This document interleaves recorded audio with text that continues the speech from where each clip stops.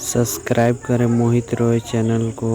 Video को notification पाने के लिए घंटी को ऑल कर दें। वीडियो ऐसे ही वीडियो आप लोग के लिए अपलोड करते ही रहेंगे।